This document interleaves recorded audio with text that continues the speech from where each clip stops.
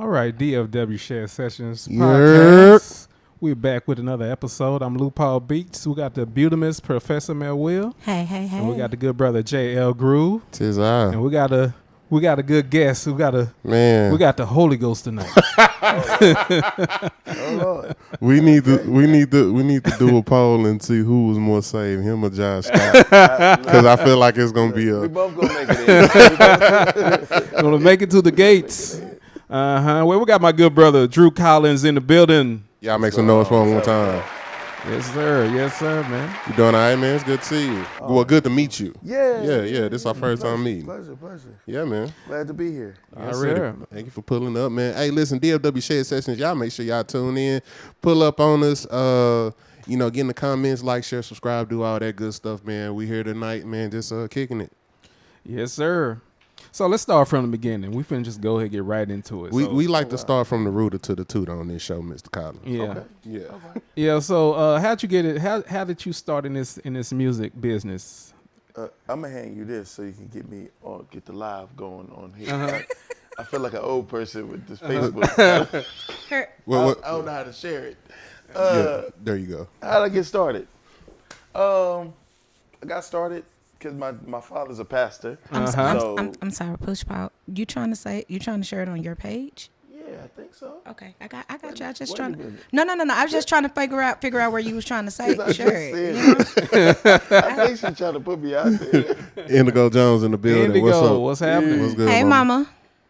Yo, yeah, just go ahead. Whatever. I got you. Don't scroll though. Just don't swipe left.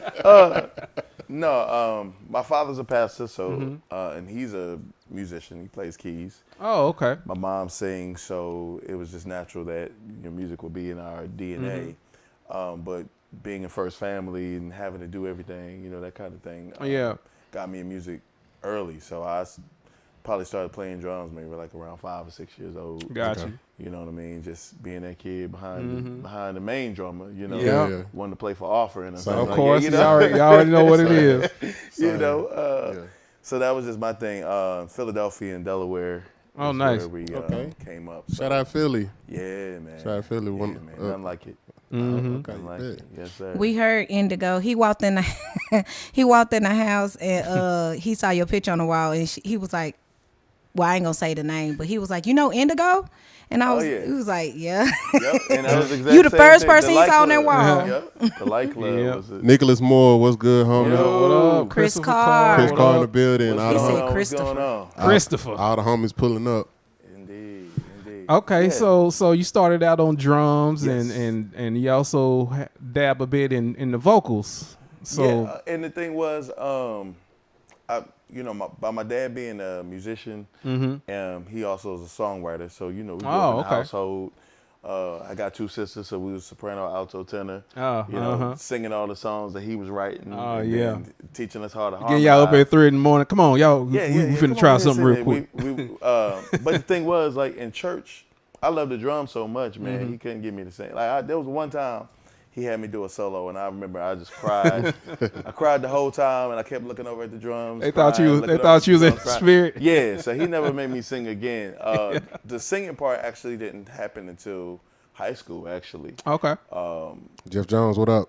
Yeah, so I was playing for a group in Philly called Enjoy Unlimited, and it's like a community choir. And so one of the keyboardists that were playing actually went to the same high school as me.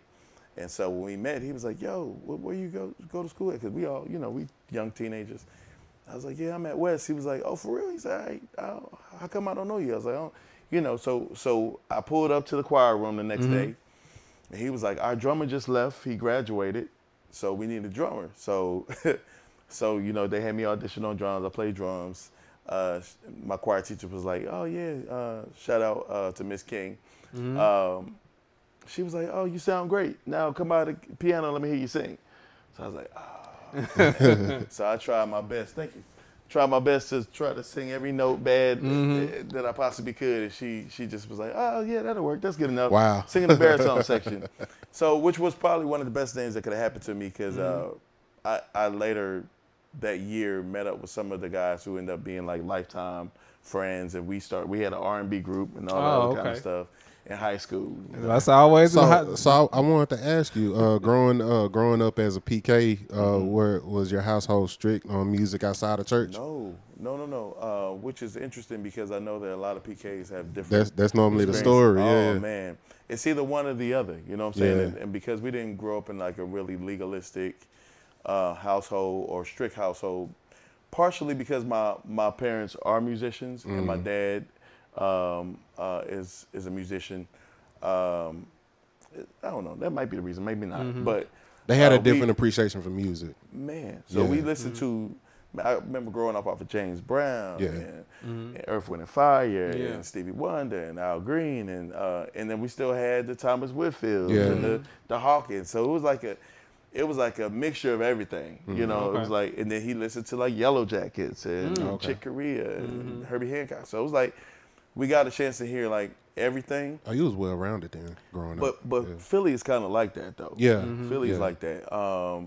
The musicality in Philadelphia, especially in church, is like genre free, because even when we were growing up shedding, we was like shedding like Spain and stuff like that. You know what I mean? So it made a cool experience. Even when it came to like I grew up off Spike Lee movies, SpikeLee joints. You know what I'm saying? Yeah. Of course, granted, you know you got to put your hand over your eyes. Yeah, you know, certain parts. Yeah, you know? Cover your eyes. Yeah. But still here, man. Yeah. I'm still here.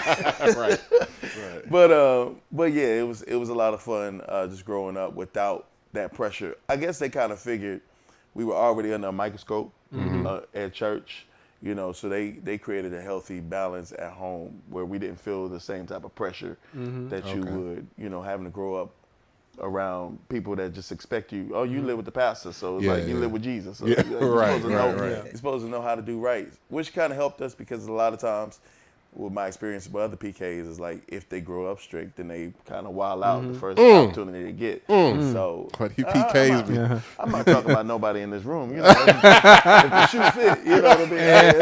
I don't know your story. I'm just talking about mine. Wait, how many PKs is in this room? I don't know. That's crazy. I'm one. But I wasn't talking about the room. I just said on Facebook. Yeah. YouTube. You know, out there in the world. Hey, y'all. PKs. Hey, y'all.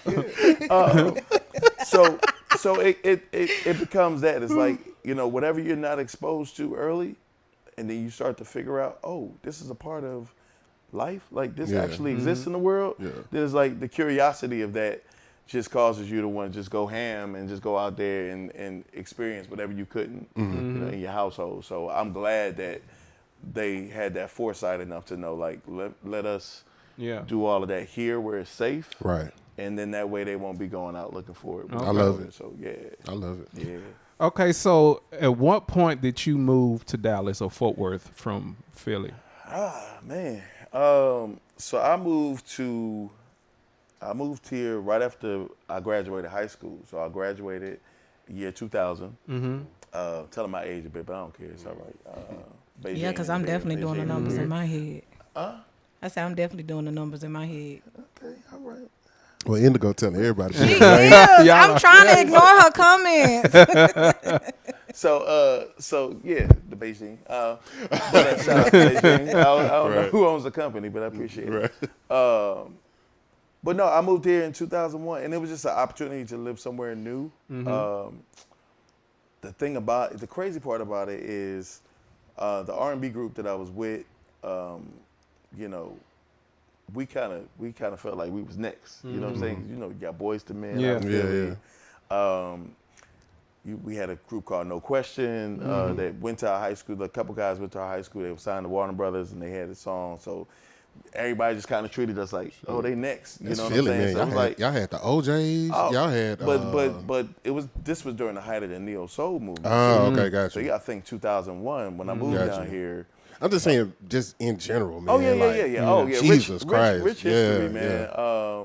Gambling Huff and, you know, Feeling the National and all of that stuff. Like it Patti LaBelle. Like you Teddy P. You can go down the list. You know what I'm saying? Of just great music out of Philadelphia. But we thought we was gonna be on, and then, you know, we had a fight within the group, two of the members. And then one of the members was like, forget y'all, I'm going to the military anyway. So I was like, man. So that kind of. Ain't nobody come to see you, Otis. Yeah. Right.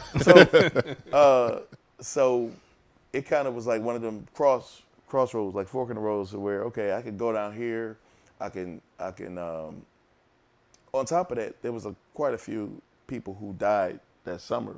Either that was murdered or they killed. Like, it's kind of one of them things where if you don't have a way to get out, it's a dead end. You know what I'm saying? Rich in culture, but it's just, it's tough out there. So I was like, I'll come to Philly.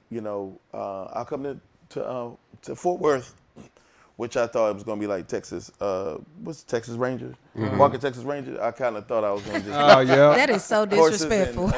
That's for real. That's first thing, especially. They think it's just cowboys everywhere. That's it. So cowboys and horses.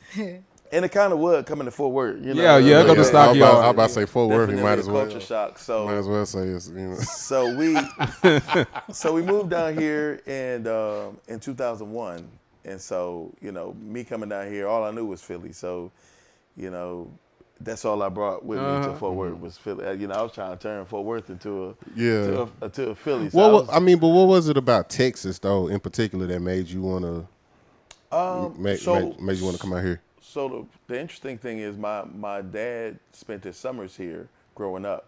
Okay. Because his aunt and uncle, who are also his godparents, were military, and they settled here. His aunt played keys, so she played at a church, and so when he came, she was like, "You play piano? Go find a church to play during the summer. Make some money, whatever." And so he was over at Mount Rose. He was over at Mount Rose on the south side of Fort Worth. Kurt grew up there, and so he was there, and then God called him to preach while he was there. And so he preached his initial sermon there. So even though he went back to Philly and he was pastoring in Delaware and Philadelphia, like he would still come back and do revivals out here. So he was still very much associated with that church and with Fort Worth. And it just so happened that the pastor passed away, and they had asked him to come stay and pastor. Oh wow! Okay. So I was like, okay, I've never been there, but it's an opportunity for me to live somewhere different, try something else, and so I don't, and I would do it again. I would do it again. I love it here. I didn't think I would be living here this long, but I'm glad I stayed. Do you go back to Philly to visit often or ever? I did a lot when I first moved here. Again, there was it was on a move because once Jill dropped, and then Music Soul Child, and then everybody that was in those circles, we had a spot called the Five Spot where we would do the Black Lily that the Roots would do every Tuesday night for that's wild. The female artists in the pretty much in the tri-state area. And so Jill would be there, Flowetry would be there, Jaguar Wright would be there. I'm sorry to hear that. Jazzy Fat Nasty, Do not start. Jasmine Sullivan. Yeah. You know what I'm saying? Like it was so many. He was PC. He just rolled right past. So the thing is, so going back home because it was popping like that. A lot of my friends wasn't home because they was touring. Oh wow! So I had to kind of catch them when they came to Dallas or they was in Houston or whatever like that. But it was just I had to go back home for back then in 2001. It was like for fashion. I had to go back home and shop because everybody down here was wearing FUBU and Fat Albert FUBU and Polo boots. He's like nah. It's like nah. So I would go back to shop. I'll go back, of course, to visit family and friends and get some cheesesteak and come back. Yeah. Now, man, 3 days max, bro. I can't. Really? Yeah. It's just. I feel that. Everybody's back. Everybody's in the same place. Doing the same thing. Yeah. At the same house. That's why. Yeah. So, I love the fact that I grew up there, was born there, because I feel like you can pretty much drop me off anywhere in the world. Yeah. And I could survive. But Texas is definitely become home. David Harris, friend to the room. What's good, homie? Yo, what up? Dude. You Eagles fan, of course, right? Oh man, I wore the shirt earlier today. Man, listen, I wish I still had it on. I want to say congratulations to you, brother.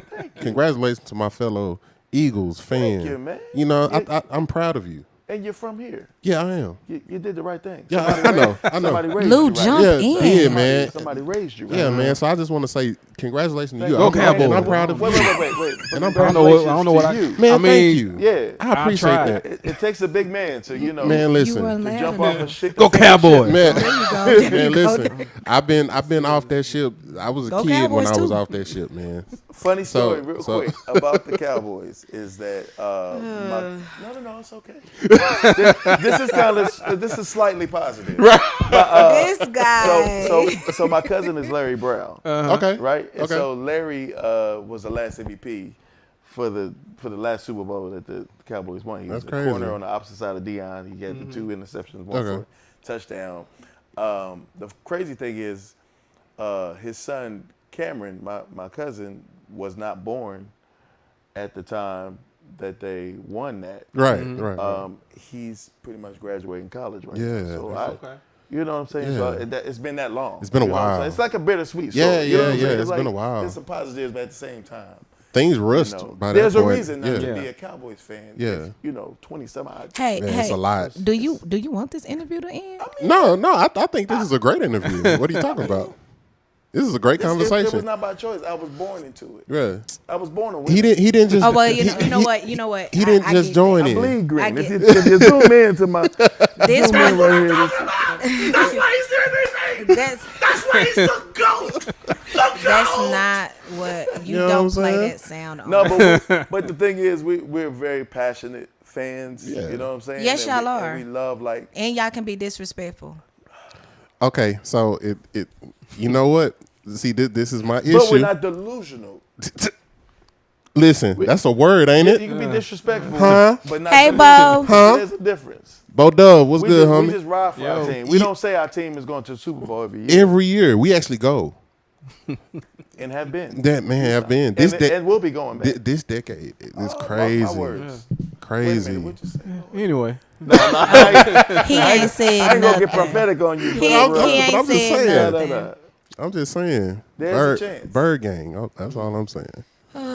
Lou, what you got? so the pace is doing pretty good. I think the pace is gonna. Yeah. The Pacers, Pacers. okay. Oh, The yeah. pace is doing pretty good. Good for them. Yeah. No, okay, so I always say, man, like my favorite music scenes are the Dallas music scene and the Philly music scene. I feel like out of those two areas or whatever, I feel like the only city that can have a conversation with Dallas is Philly. Like Philly is just like y'all are just different, man. Like Absolutely. y'all are just different. So when you said you when you came, you wanted to bring that here. So what were some of the things that you did and like when you first came to Fort Worth and tried to implement some of those things that you didn't see here that you felt like could have. Well, and I'll say this because there was a lot of things happening in Dallas. I had just moved to Fort Worth. Yeah. And when I came to Fort Worth, I didn't know that Fort Worth and Dallas had like a little unspoken beef going on. Yeah. And that Fort Worth wouldn't go 30 minutes to Dallas, and Dallas wouldn't go 30 minutes to Fort Worth. Even though they It was kinda needed like- to because there wasn't nothing out there. but there Yeah. was, but what I did recognize was that there was a lot of talent Yeah. in Fort Worth. It just was the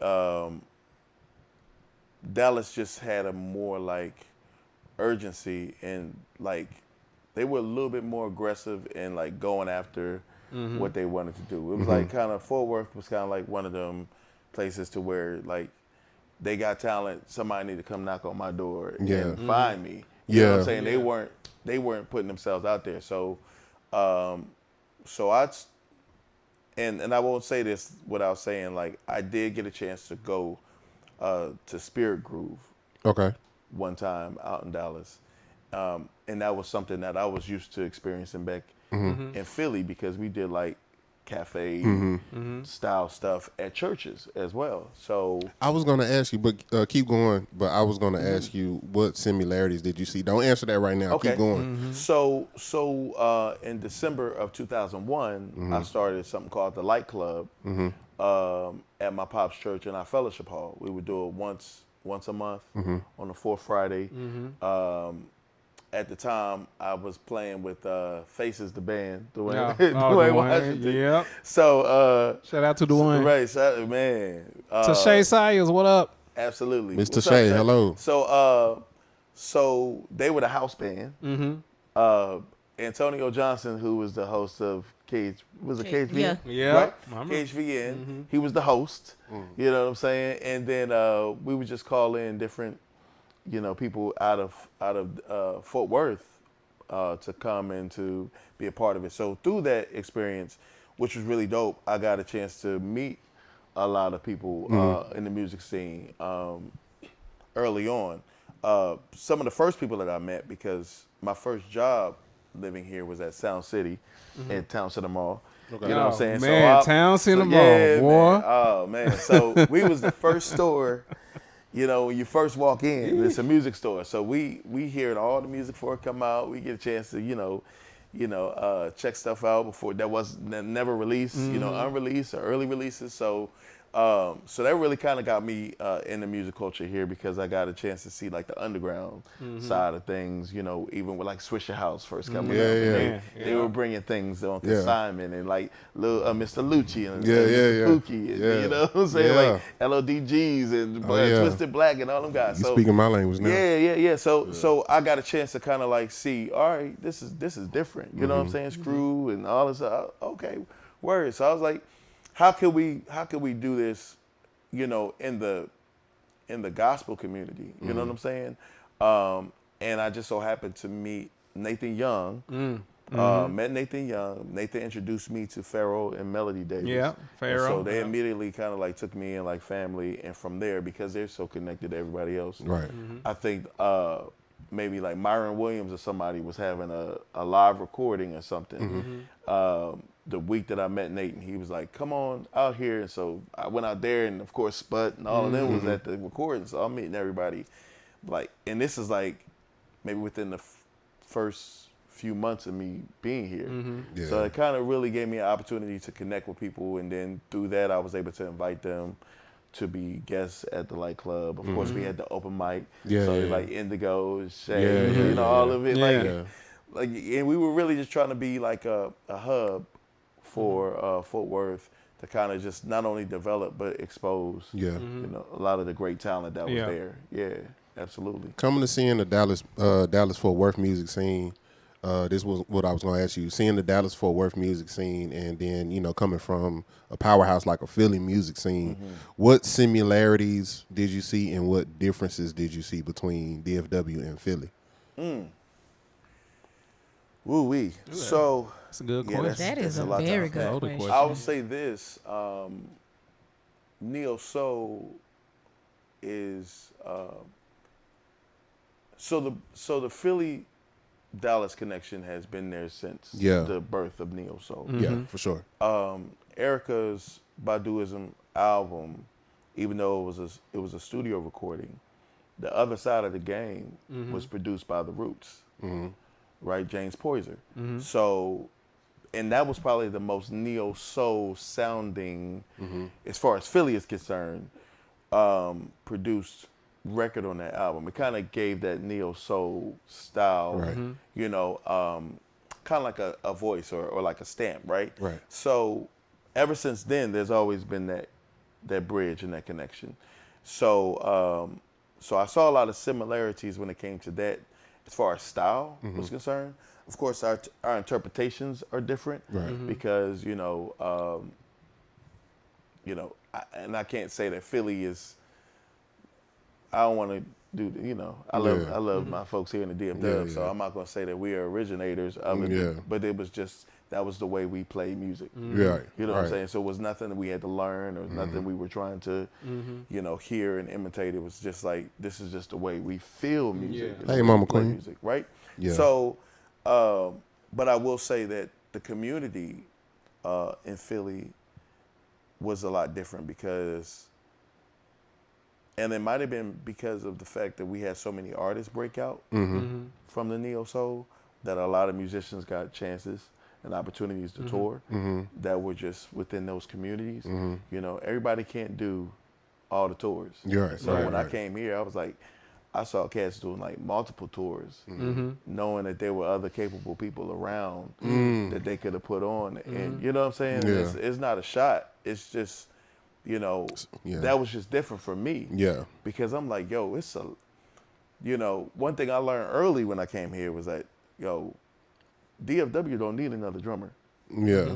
You know what I'm saying? Sure Drummers and don't. bass players, incredible Same. here. You know, and there was a point in time when like Philly and Dallas probably had the most touring musicians in the country. Yeah. You know, between the two.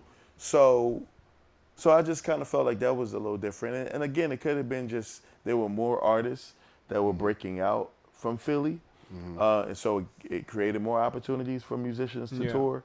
But it just seemed like we were really putting each other on a lot more up there than down here. Yeah. I can see that for sure. Yeah. Yeah. All right, so we finna jump into Miss Rogers, hello. what's happening. We finna jump into Bro. Mount Rose Mount and Rose. and these shed sessions that used to happen some years ago. But first thing I want to talk about is Quinnell Gaskin, R.I.P. Man, definitely one of the greats. And I just want to, Go for sure. because I know you definitely had a big relationship with Quinnell. Yeah. And I just want to ask, how did that even come about? Man, God has just really blessed me to meet and to be in relationship with some of the best people in the world. You know, and they just happen to be musicians as well. For those of you I like who that you don't said know, that. I like that you said Yeah. because a lot of people can't differentiate the person versus the talent. Absolutely. And there's a lot of people who are extremely talented, but they're dicks. You know what I'm saying? Then you have some people, you know, great guy, but, you know, maybe you should try something else. Absolutely. Then you have this anomaly where you have somebody that's both. Absolutely. You feel what I'm saying? Absolutely. And I didn't know Quinnell personally, but I felt like he was that. yeah, Everything for that sure. I've Man. heard and seen about him, he was that anomaly that was both. Yep. And it was genuine. And it was him, and it was consistent. It wasn't something he tried to do or that he forced himself to do, or that you might have caught him do one moment, then he was different another moment, or he treated one person one way depending on your status and somebody else differently. But and I hate to like take a turn, but I do have to acknowledge, man, like by saying that, like Paris Bowens is my god brother. Yeah. Okay. And so growing up in Philly, man, and being able to be with him kind of showed me early what it looked like to be extremely talented and humble at the same time. Yeah. And love God. Yeah, yeah. Because a lot of cats that even in church, man, they ain't thinking nothing about the Lord. For sure. You know, they don't love God. They're not trying to live any type of way that pleases God or gives God glory. It's either just a gig or they know there's an opportunity for their talent to be on display, right? And then I do believe that it is a responsibility of the church in some ways to help to what's the word? Help to develop. I was about to say nurture. Nurture, develop, cultivate. Yeah. You know what I'm saying? Character. Absolutely. And I don't think that there's enough accountability in that way. And I don't mean accountability like judging and pointing the finger and you got to live right. Yeah. But just being able to show either by example or just by relationship, you know, how to do both. Yeah. How to be extremely talented, but also be a person of character. You Absolutely. know, and a person who loves God and loves people. And so Paris showed me that early, and you know, rest in heaven. You know, Paris Yeah, Bowens, one of the that's most what Mark incredible aux Oh yeah. keyboard players, but aux players like Mark Ayers, Man. what up? J. Kells, what up? So for me to go from that in Philly to coming to Dallas and Dallas Fort Worth and being connected to Q, I actually met Q through Soul Sanctuary. Right? So really? Okay. So the Light Club was started, and then Soul Sanctuary. That was another one. What's very interesting about Dallas Fort Worth is that there were other little things that started popping up that was similar. So Soul Sanctuary was something that they did at Saintsville with Melody and Pharaoh started. And then there were other little things that was going on with Cafe, and I'm all for it. I love it. The more places we can go to, opportunities we have to do it, the better. But Q came out there, and he was playing drums. Oh, okay. So I met him on drums. I was like, man, he just has a beat on drums. I was like, yo, he on killing. key. Yeah. So I was up on stage. They was like, come on, Q, get on drums. Q got on drums, and so being as that my pops is the pastor, I got the key to the church. So I'm like, yo, after this, let's go over to my pop's church and let's just shed or whatever, just have fun. So we left from Soul Sanctuary, went over to Mount Rose, and then he got on the organ, and I was like, crazy. I called my pop. I was like, yo, you got to hear this dude. Yeah, you got to hear this dude, and so. Yeah, because that was, I mean, to cut you out, but that was kind of like, I think that's when he first moved to Fort Worth. That's when he first moved here. So of course my pop found a way to get him on the hired. Because he was at Chosen Vessel. So he was like, I think we might even change the service time just to. Bro, I think he was at Chosen Vessel. I think we changed service to 8 a.m. Oh, wow. Yeah, because... I was willing to change the service time. That's crazy. You know what's funny? It was a point in time to where I used to relieve Quinnell. Remember that? Yeah. I used to relieve Quinnell from that service. Really? The play until just for them to have a filler until he went to until he got to Chosen Vessel. Eric, what's good, what man? Up, Eric? We just talking about you. Hey, man, listen, thank y'all so much for pulling up, man. DFW Shed Sessions. We got Mr. Drew Collins in the building. Just chopping it up, man. Y'all more than welcome to, if y'all got questions y'all want to ask, y'all want to chime in, please like, share. And, we just sitting here chopping it up, having a dope conversation. Yeah, so I think we changed the service time to 8 a.m. And at the time, we had Q, we had a cat named Anthony Goolsby. You know him, incredible. Older guy, he plays keys, but he's a monster. Patrick Wright. Eric Brookins. Oh, y'all had a crew. Yeah, and then either I will play set or, every now and then I have Aaron Henry. Oh, yeah. Or Big Kev. Shout out Big Kev. Ooh, man. Y'all was set. That sounded like a squad to me. That was fun. That was a lot of fun. But it was like 8 o'clock service. So everybody could just come and play. And so Q, just being the kind of person he was, man, just being so loving and wanting to, build community amongst the musicians here, man. We decided we was going to just start doing Monday night shed sessions. And so we did Monday night sheds at my pop's church.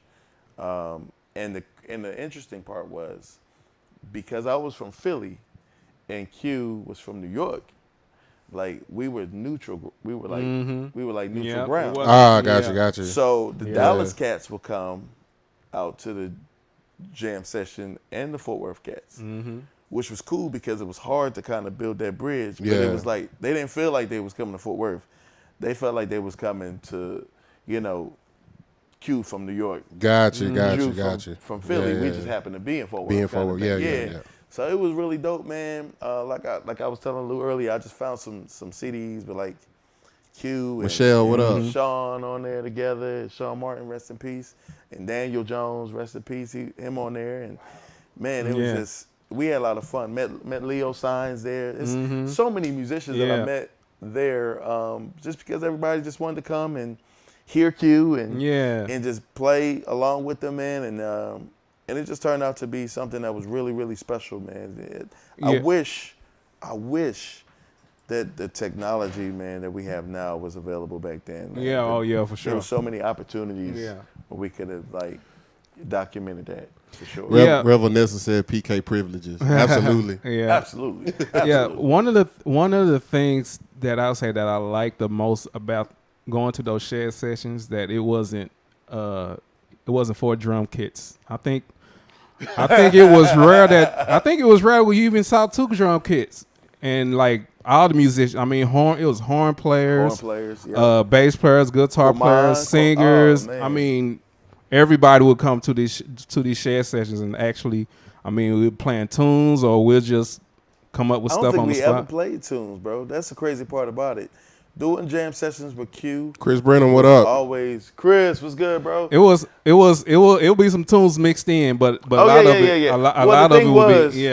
The thing was, Q was always so creative to come up with stuff on the spot. Everyone's so creative. Half the times he don't even know that somebody's playing like a tune because he's either rearranged it or what happened is he'll be playing something and somebody else will start playing licks or lines from other tunes in it. You know what I'm saying? Because it's familiar to him. And a lot of times what will happen in the shed session, like pretty much along the same thing, you might start with a tune. You know what I'm saying? And then you just veer off and do something else. You might start with, whatever tune. And you might start with Spain. And I would say 20% of that will be that.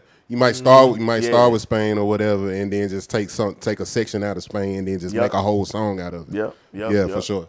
Yeah, man, them was some good times, brother. It was good. Uncle Skeeter. Oh man, come on, Uncle Skeeter. We gotta get Uncle Skeeter on the pod. We really don't ask him. Who else? Said to be out there. Okay. I'm just shouting out some guy I know that was there. Sput be there. Who else? Sheldon. Yeah, Sheldon. Quamon. Yeah, the most epic. Quamon, the most epic is the one with Sean and Cornell. Oh yeah, Cornell on organ, Sean on keys. Yeah, was Spud on drums? I believe. Yep. Okay. Yep. So Spud was on. I think Demetrius was there too. D and then Demetrius might have been it might have been said there too, and either Uncle Skeeter or Avery Henry, Wes. what up? Oh, Wes was at it night. Oh, Wes Stevenson. Wes man. is there. Came up because remember we used to have so the crazy part is we had like a little studio set up at the church too. You know what I'm saying? So there would be times when he'll just record. He'll just wow. We would have jam sessions and I'd be like, yo, hey y'all come down here and I just pull something up and just be like, so you got play on this. You just got some heat in the vault. Man.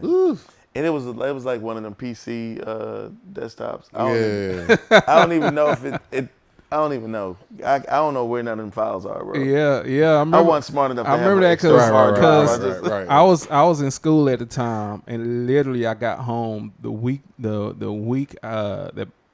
before you told me Cornell and Sean was there, and you recorded it and you burned me a copy. And I still got it. I got it like on my iPod. Oh wow! For the youth that's watching, burn a copy means. I know, right? I'm joking. They probably don't like burn. Yeah, what's that burn? What? Oh yeah. I remember back in the day when we used to post up at the church, and everybody play whatever uncut record of something. You got to burn me a copy of that. I got a bunch of Ty tribute. This is before YouTube. A bunch of sound check. The Kimberell with Chris Dave on drums. All of them. That's wild. Messiah said we used to record at the studio your Christmas album. Oh yeah. You have a Christmas album. We did a Christmas album. That was a long while ago. I forgot all about that. Damon Callahan. Me and Damon co-produced it together, and I think she was on it. Norris J, Nye, Nye Washington. And it's crazy. So, Aaron Gordon. Yeah, Aaron Gordon was on it. Rest in peace, Aaron Gordon. Man. Yes, sir. So I'm a pivot for a second. I'm a pivot, and if you don't mind me asking, no, come on, talk to me. Take it anywhere. I think this is my next question is an important conversation to have, especially I prayed before I came. Here we go. You know what I'm saying? So I think this is an important conversation to have, especially amongst musicians, especially this time now, right? Mm-hmm. With you being as close as you was to Quinnell. Mm-hmm. When it came to somebody like him that close to you passing away, my question to you is, what did you learn?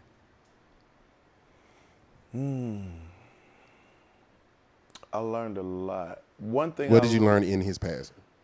So, I'll say this. Math Tracks, what up? You, what's good, bro? Yep. I'll say this. I think a lot of people make a lot of plans.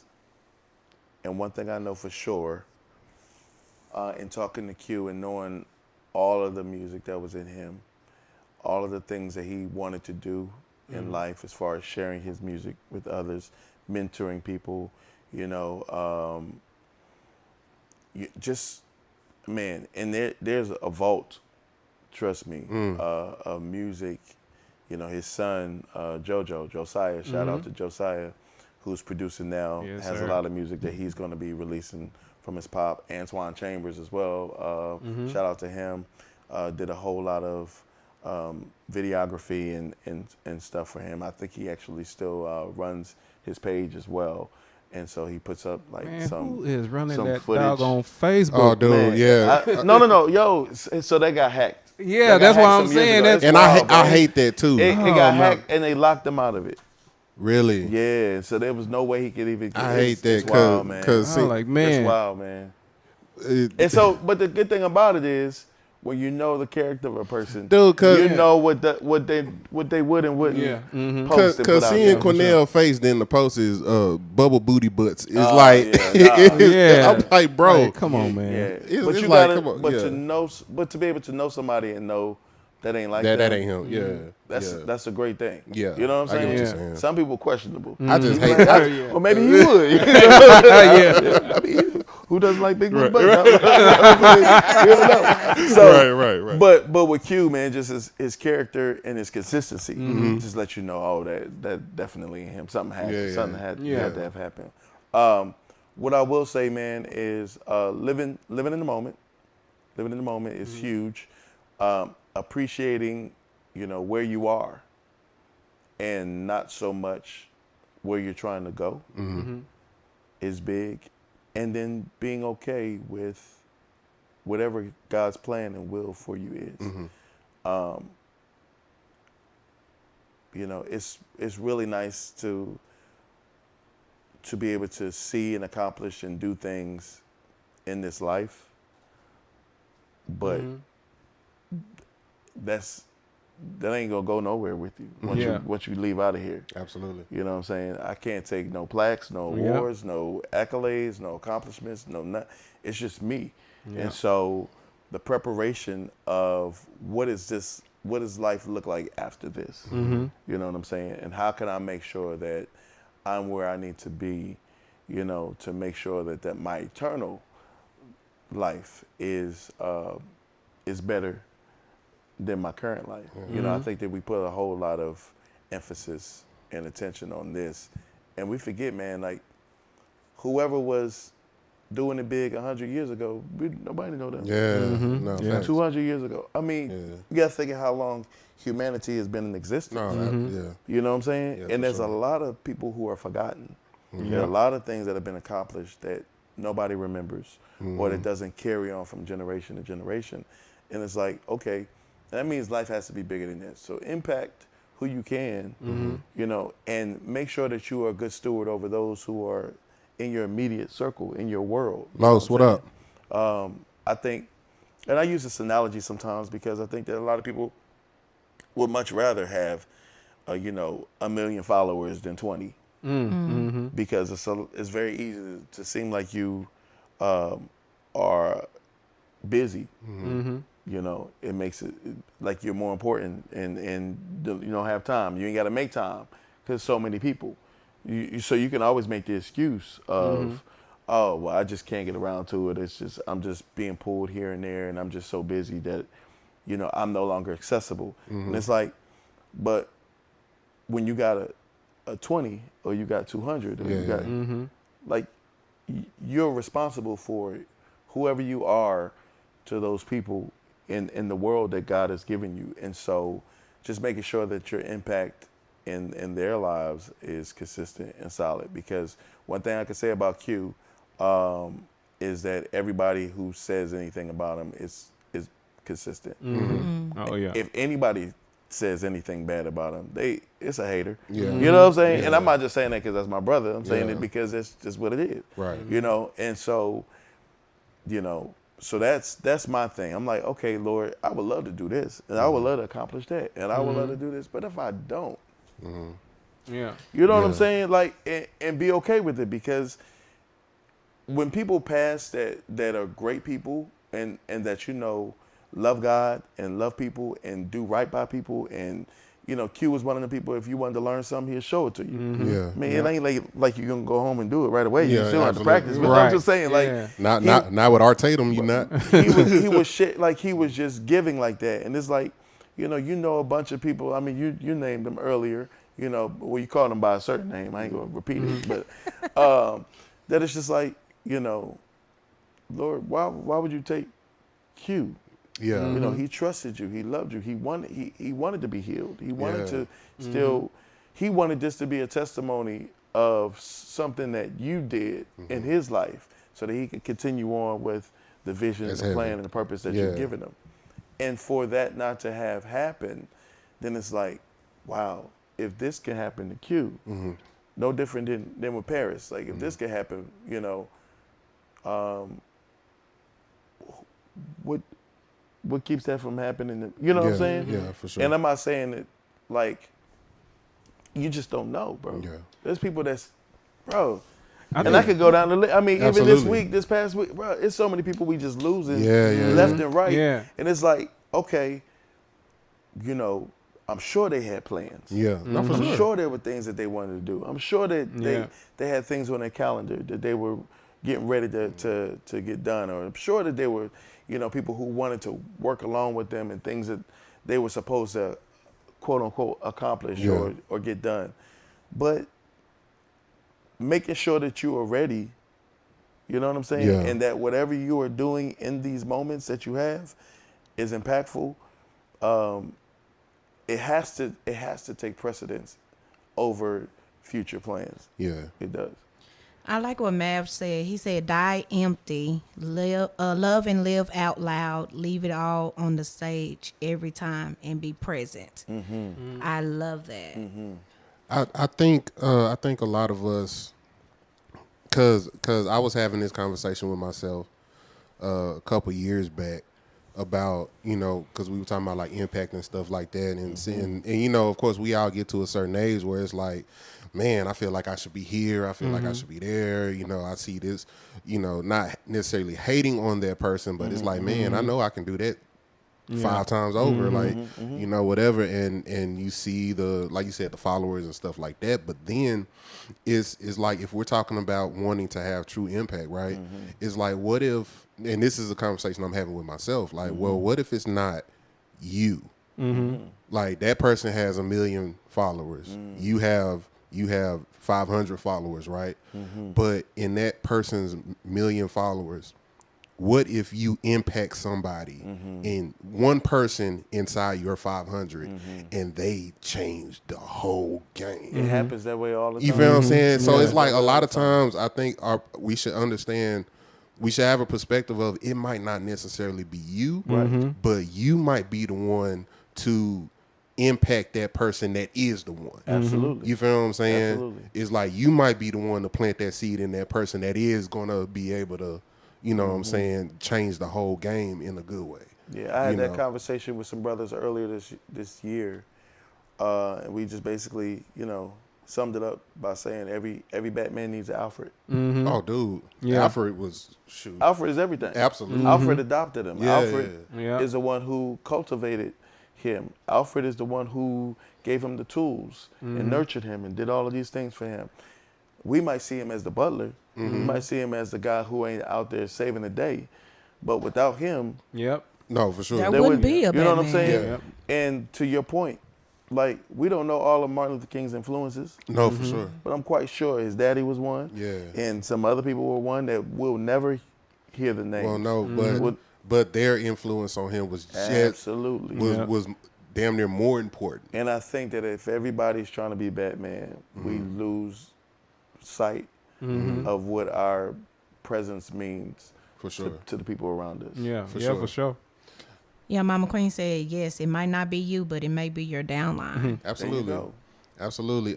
And I think these important conversations, I think these conversations are important to have because right now I'm seeing this attack on musicians, artists, stuff like that. And we actually shout out to the homie Jay Scott. We had this conversation with him too, and it's like you're just seeing it's something happening in the artist realm that's like is really making you have to pay attention and really get yourself together. You know what I'm saying? Because you like you said, we seeing all these people pass away, and it's not just so and so that show up at the shed. It's the heavy hitters. It's it's the heavy hitters, the gatekeepers. Yep. It's these people. You feel what I'm saying? And it's starting to get hit closer and closer to home. And where I'm at right now is I really want us to get our mental together. I really want us, because of course us being the geniuses that we are in a certain right. You feel what I'm saying? It's like everybody, like with talent comes a certain amount of genius, right? Absolutely. And there's so many struggles that come with that though.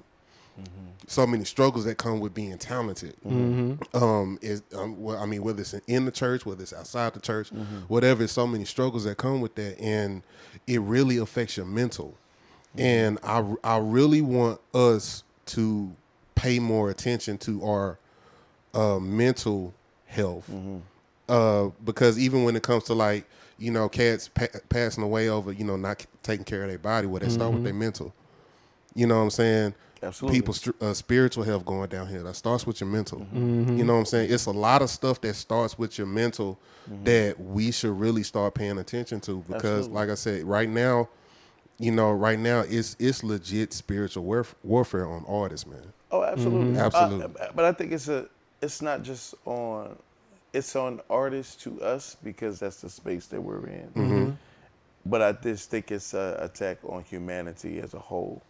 I think that there is, in whatever marketplace that you're in or whatever it is that you do, people are seeing that same pattern, in those spaces as well. It's just that we happen to be musicians and artists. Yeah. So once it hits home for us, then we're made more aware of it. You know what I'm saying? But I just think it's that way. And I think it's very intentional.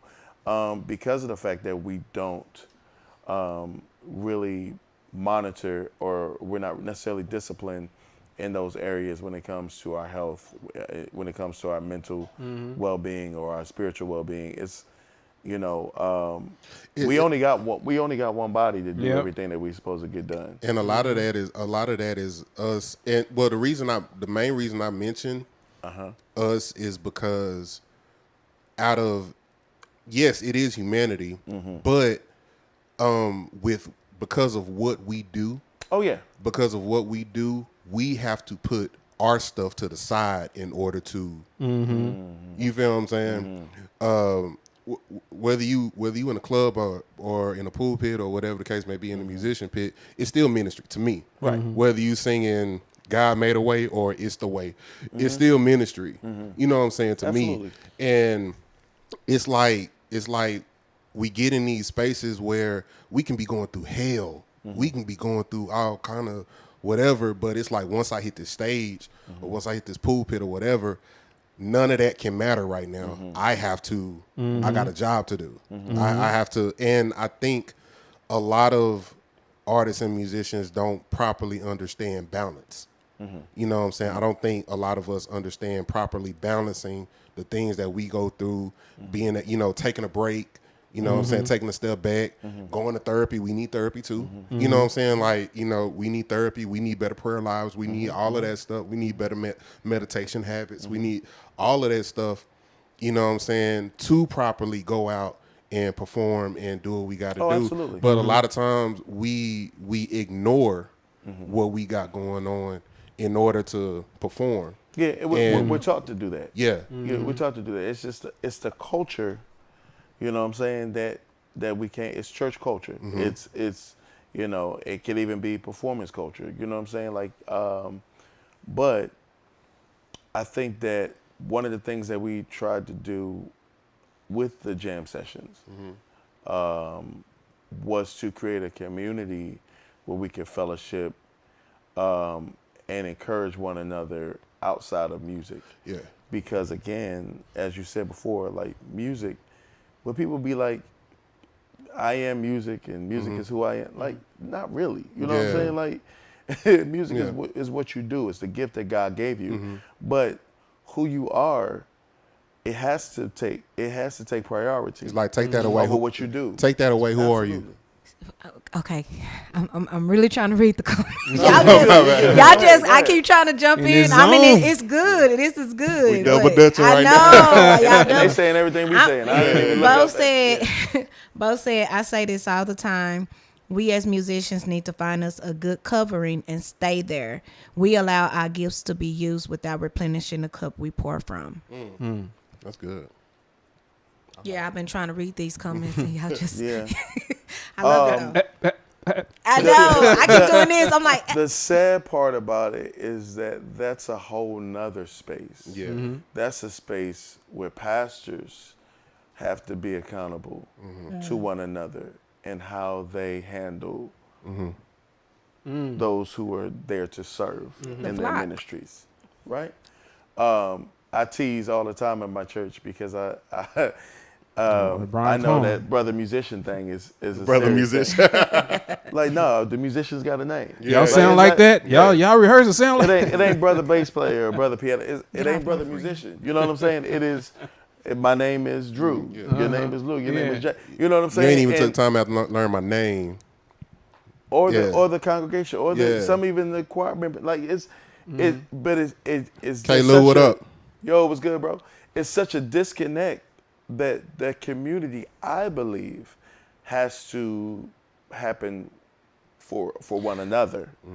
You know what I'm saying? It has to happen for one another because I won't say we're not in position to put that type of demand on leadership, but the leadership have to become accountable to one another when it comes to how they treat those who serve. Absolutely. But we have to be accountable to one another to make sure that we're in the right space to serve and that we have a community that supports us and encourages us in the right way. Drew, yes. I have a question for you. Yes, please. By you being a PK, So your dad is a pastor, and then by you being a musician, and do you play more than just church? So how do you just said two different things. You said that the pastor need to be accountable and the musicians need to be accountable. You being part of both of those sectors, how are you bridging both worlds? Are you talking about I'm talking about you being a PK. I'm not a pastor now, but you're not a pastor, Yeah. but you're a PK. Yeah. Right? So Yes. you just spoke from that perspective and from a musician. And by you being from both worlds or being able to tap into both worlds, how are you bridging the two where you're being, poured into or whatever? Like, what can you tell your fellow musician? Because apparently you're doing something right? I would hope so. I mean, so what can you give to your peers? The thing about it is it's always a process. And I say that because when you said I'm doing something right, I don't want to make it seem like I already know the answers to everything. Because this is something that we collaboratively have to discover for one another. My answer may not be what you need. Right. For your situation. Right. But we have common ground in that we are familiar with these spaces. You know what I'm saying? Right. We know how it operates. We know how we're treated. We know how we're valued or not valued in these spaces. And so it can't be something that we just overlook when it comes to our relationship with each other. Right. Because if they're not supporting us Right. and they don't have an understanding or see the need to value us in a certain way, we have to do that for one another. No, for sure. Because I mean, I like that. because I who love better who better because we understand. Right. And every Exactly. pastor's not a musician either. Absolutely. And that's That the part. part. So That part. With my father being a musician, he already lived Yeah. in that space. Yeah. And so he knows what musicians need and how musicians need to be treated and handled and so forth. And so we always had the best musicians because my dad was a musician pastor. Yeah. Some other pastors are just like, Sir, you speaking. look, they don't have a clue of what Yeah. we got to do in order to be ready to do what we do. Yeah. They don't know what it is that it takes for us to minister at a certain degree. All they know is this is how it needs to feel. Yeah. Right. This is how the atmosphere needs to be set. This is how I want things to go. Make it happen. Yeah. You know what I'm saying? And without having that connection to the process of what it takes to do that, mentally, spiritually, emotionally, physically, all of that, it's easy for them. You know what I'm saying? Not to put a certain level of appreciation and value on those who. So that somewhat ties into what Bo just said. He said that's good because truth be told, half these pastors are lacking a covering too. You feel what I'm saying? Bo, And that's Yeah. you done said something. he also said above the musician, how are they treating the average Joe at service when they can't even care for the servants? That's Come what on. you said, not even knowing their Yeah. name. Come on. You know what I'm saying? So Shout out to my pastor, Pastor Holiday, by the way. Yeah, yeah. And Come the on, Key shout Church. out. Wait, say it in your camera. Pastor Holiday and the Key Church. I got to shout him out because, one of our goals is to be the most loving church. You know what I mean? And to make sure that we are about spiritual growth and building champions. There's no big eyes and little U's. There's no and we've lost that a lot because of the pastor celebrity thing. yeah, And so there are some people that feel like they cannot be accessible because it makes them too common. You know what I'm saying? And then, you lose a certain sense of mystery and celebrity when it comes to that. And it's like, but, and it may not be in certain people. Like, for instance, my pastor was an evangelism pastor first. Okay. So he already got a heart for souls. He got a heart for people. right. He gonna love on people regardless. So he just God just put him in the position of a pastor, probably because he could trust. Right. He trusts the heart that he has for the people. But it's very uncommon, unfortunately, and then it's very hard when we don't create those spaces. We definitely got to do it for the YNs, because yeah. Because It's bad out here, man. and that's because of the amount of information and exposure Yeah.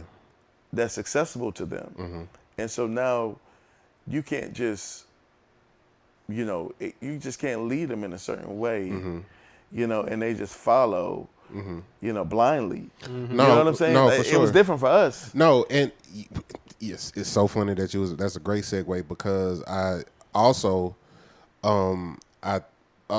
unfortunately, and mind you, I don't want to turn this into a bashing church No. thing, but at the same time, it's God is like good all the we got to call a spade, right? It's like a lot of times, what another thing that's happened is, just simply the art of love and grace. Those are things that the church really dropped the ball on in a lot of situations. You know what I'm saying? Love and grace, because a lot of times we see these. So let me real quick. Go ahead. Let me say a church and not the church. Yes, I like that correction. Okay. Because you don't want to take one church and allow them to be the representation of all. I feel that. I feel that. There's a body of Christ that does function the right way. Unfortunately, there are representations of it that do not. And I'll accept that. Yeah. And if you have had bad experiences, and worse than that, if you've had multiple bad experiences, Yeah. you know what I'm saying? Then now you start to almost generalize it and just be like, the church. It's like, no, it's not the church. It may be a church or some churches. You know what I'm saying? And those are some things that we have to remove from even our way of thinking and approaching, because what happened What is K-Lou talking about? I know. I was about to read it. He said, I'm going to tell your pastor that you sing the thong song in the church parking lot for your vocal warm-ups. Tell him I do it. Wow. Tell him I do it, please. Survey said. Oh, that's So- that's good. He said, "What was Jesus if not common?" Yeah, absolutely. Yeah, But to your point, a lot of things that happen to us as musicians happen because we don't have an expectation for anything different, and because we don't think or speak what we actually want, only what we've experienced that have been negative or that have not been good for us as far as the support that we need, we keep manifesting that. You know what I'm saying? And just because they're paying you $50 more at another place, don't mean they ain't got the same amount of hell or drama or whatever the case may be. And so we find ourselves constantly going through a pattern because we won't separate ourselves from that here first, inwardly. You got to do that within yourself. You know what I'm saying? And you have to allow the Lord to lead you to the place where you need to be, because too often we get, oh, they pay good, but I ain't getting fed. Right. Or I'm getting fed, but they don't really pay much. Yeah. And it's like, okay, but where is it that you feel the Lord will have you to be? You know what I'm saying? And you'll have the grace needed for whatever is missing. Right. Because you'll still get fulfilled in what God is calling you to. Right. Go ahead. I'm sorry. Okay. Yeah. So that being said, some I think was what had been missing for and not just it's not just a new thing, like generations, man, is love and grace. A lot of times what happens is because you'll see situations where you get that person with a microphone and then they feel like they can say any and everything on that microphone, and it's like there are certain situations that should be handled, you know, with love and grace, you know, or even we guilty of that too, by the way. Even ahead, no, carry for on. sure, for Yeah. sure. Even something as simple as like, yo, yeah, you did F up, but we need to have this conversation in the Absolutely. back. You know what I'm saying? And what the issue is, because it's been happening for so long and people have survived it, it's become the norm. Absolutely. With a lot of people. Yeah. And it's like, well, no, just because, oh, you know, you see it all the time, like, oh man, y'all soft, man, because my pastor did that to us and blah blah. And it's like, nah, just because somebody been That'll doing make it right. Yeah. just because somebody been Yeah, doing something a right. long time, Exactly. don't make it right. You know what I'm saying? It don't make it right. It don't make it. How did you Bo. feel when it happened to you? Bo, I've been trying. Yeah, I'm sorry. I've been trying. He said, sidebar, I wonder how J Ell is going to send us. The same way. The exact same way. I've been trying to get there so we can see, Bo. This my.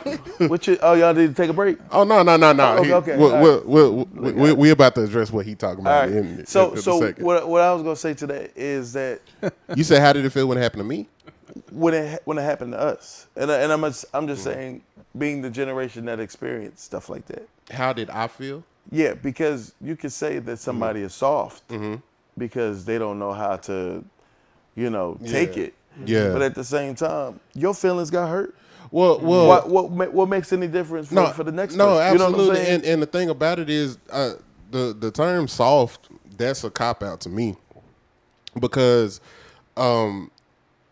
if anything, you standing up and saying, yo, that's not okay, that's not soft at all. If anything, that says that you have a certain level of maturity, you have a certain level of spiritual maturity. Right. You know how to address and get out of a toxic situation, especially if you're not because I know, especially with this generation now, if we talking about YNs, is cats that will get up on stage during service and be like, hey homie, who you talking to? Yeah. You feel what I'm saying? ready to throw hands. It's like there's a Jesus. but there's a lot of people who are mentally and spiritually mature enough to say, okay, I'm gonna let you have this one, but we gonna talk later. Or just be like, You know what I'm saying? this ain't the church for me. Or this ain't for me. Yep. You know what I'm saying? Because knowing how to leave too. Cause that's Because everything, Both say super villain. everything starts with the head. dude. Everything starts with the leadership. But then, dude, like you were talking about it just now. Just because you pay that extra $50, pay that extra $100, is like, bro. At the end of the day, if it's up to this paycheck or my mental health, my mental stability, my spiritual stability, you know what I'm saying? Why would I continue to stay in this situation that's going to continue to get me out of character? And I think that a lot of times, So that's part of where we have to take that accountability for ourselves too. Yeah. Knowing how to leave. Yeah. and we gotta put a demand on it in that way. Yeah. I'll say this: it doesn't matter if you're a small church or a big church. Everybody wants a mega ministry music department. Yo, dude. You could be starting tomorrow. Absolutely. You know how many churches Yeah. have started their church and hit me up like, "Hey, man, we trying to sound like such and such. Yeah. Can you find They somebody want a to come over?" 13-piece, Right. want a 2-piece Horns. band, learn a 13-piece you in the band school music. cafeteria. What we gonna do? All these licks. And then the thing is, you don't want to, and this is something that Q and I talked about often too, because of course, you always got somebody that's trying to pull somebody from somebody else's church. Yeah. Come be with me, Doc. It's better over here. We'll pay Oh you. yeah. You got people at your church. You got kids at your church. You got young people at your church. You got somebody at your church that want to learn. Yeah. How about you invest in them to get Yep. piano lessons? How about you invest in them to get drum lessons? How about you invest in them, do some workshops or something to develop what God has given you instead of going out there grabbing. Yeah. And a lot of times when you grabbing people who float around and jump around, there's a reason why they float around and jump Yeah. around. Because either their character can keep them in a certain place, or they just y'all just tricking. Yeah. Or Let's just call it what it is. or dude, like take your musicians, invest in them to teach that. You feel what I'm saying? Absolutely. And then so that way it's all of that is still circulating in the same spot. Because at the end of the day, you know, once we realize that there are more opportunities You get that seat as belt a trigger. musician than just playing in church. Well, If you don't have that revolving door, yeah. and if you don't have people teaching the next generation, your musician gonna be out on tour somewhere, No, for sure. and you're gonna be in Absolutely. your feelings. Talk about Get that C-dub trigger, Doc. talk about you know, they ain't in the will of the Lord and all that kind of Yeah. stuff. You know Yeah, what I'm putting it saying? on them, yeah. Oh man, It's like dude. It's like dude. Bruh. But yeah, They've been having conversations in the man, chat. I love yeah, it. nah, for real. I love it. Hey man, look, listen, DFW Shed Sessions, man. Listen, we about to take a real short break. Y'all, please don't go anywhere, Yes, man. sir. But listen, we having a super dope conversation Yes, sir, with the for homie sure. Drew Collins, man. We are about to take a real quick pause for the calls. All right, and we so gonna and we gonna pray. All right, We gonna consecrate real yeah, quick. we about to consecrate real quick. We about to consecrate real quick. So y'all don't go anywhere. Don't bust that nut just yet. We'll be right back.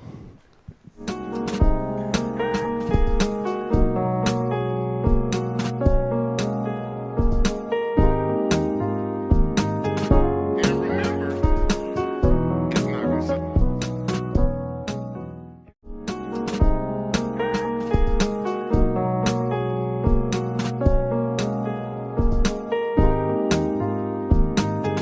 And remember, it's not gonna sit.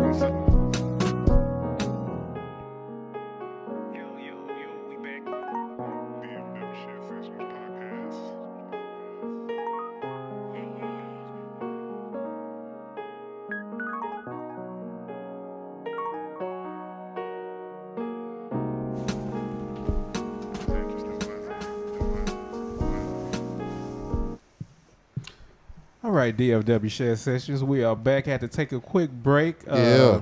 Man, there's some great convo going on tonight. Yeah, it's been good. Yeah, make sure y'all guys subscribe to our YouTube channel, DFW Shed Sessions Podcast. Also follow us on Facebook. Oh, going fast. Sorry. No, go I forgot to put the Go ahead. Go. Yeah, follow us on Facebook. Follow us on Instagram and TikTok at DFW Shed Sessions Podcast. And also, we have some ad space for the people. So, Brother Jay, what we got for the... Yeah, man, if y'all want to go ahead and help us help you, if y'all got any businesses, promotions, events, anything that you got going on that you want to get the word out, just push a little bit further, go ahead and hit us up. And we got ad space you can purchase. Is that on the screen yet? If we got ad space you can purchase. If you want to just check that out and then hit us up. Either you can hit us up on the DFW Shed Sessions page or hit us up individually. We got you. We'll get you taken care of. Yes, sir. Turn to your neighbor and say, that ain't much. ain't much. much. Uh-huh. So let's get to the social media plugs. Professor Melville, the Beautimus Professor Melville. Where can we find you on social media? It's childish. See, we had to, that's Y'all can find me on all social media platforms under Professor Melville. That is Professor Melville. yeah, always sweet and to the point. Cause it don't take all that. Not at all. My good brother J Ell Groove, where can we find you on social media? Yeah, man. Facebook, J Ell Groove. Instagram, who is J Ell Groove. If you want to dabble in one of my many conglomerates, get at me on another Groove project. We do photography, videography, marketing, anything you need help with in that space. We can get you right. So go ahead and hit us up at another Groove project on Instagram and Facebook as well.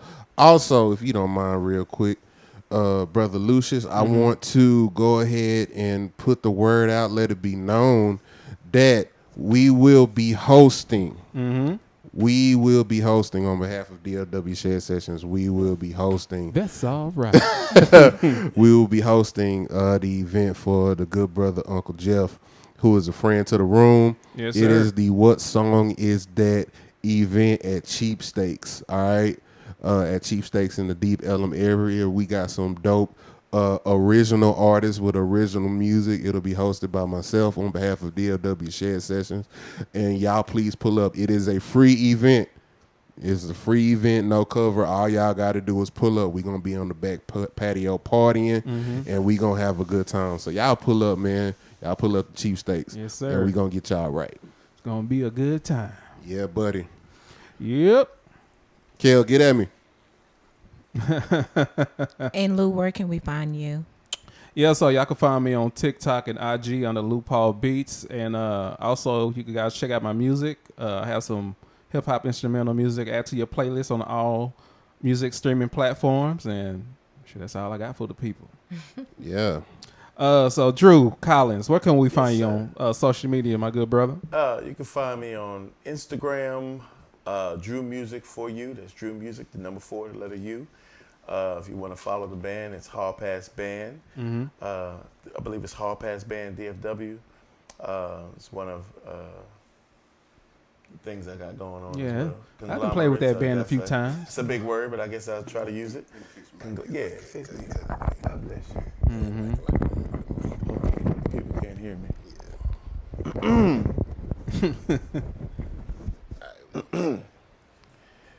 Can you hear me? If you can hear me, say amen. Oh, that's much better. So yeah, cool. Can you So say Drew Music for You, DREW MUSIC, the number 4, the letter U.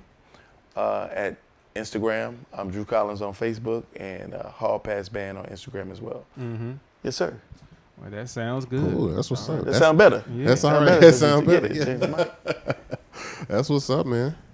That's what's up. All right, man. So, Mr. Collins, what we're gonna do right now, we're gonna get into these. Well, real quick, before we do that, I got one more question. You worked with one of the friends to the room, the homie recently. I was told, Mr. Lawyer Turner. Oh man. You just helped produce his recent Oh man, His recent EP that came out, correct? he's amazing, man. Yeah. Yeah, amazing. One of my favorite vocalists. Definitely one of my favorite artists to work with. We went to high school together. Dope. Yeah. Dope. So the album before this, I did 9 songs, produced 9 songs on it.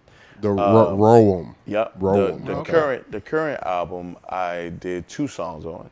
One is Mirror Room, and then the other one is Help Me, that he redid a live version of. So yeah, one of my favorite guys to work with. Amazing person, beautiful soul, man. Just a great guy. Yeah, absolutely. That's what's up, man. That's what's up. So, so if y'all got any production needs or whatever, y'all get at our guy. Sure. Holla at me. He'll get you right. Yes, sir. So real quick, we got some recurring segments that we do. Okay. We got recurring segments that we do. We want to just deep dive and get to know our guests a little bit better. Okay.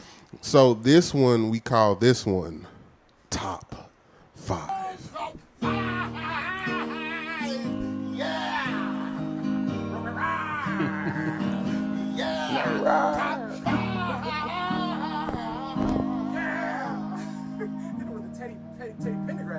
Yeah.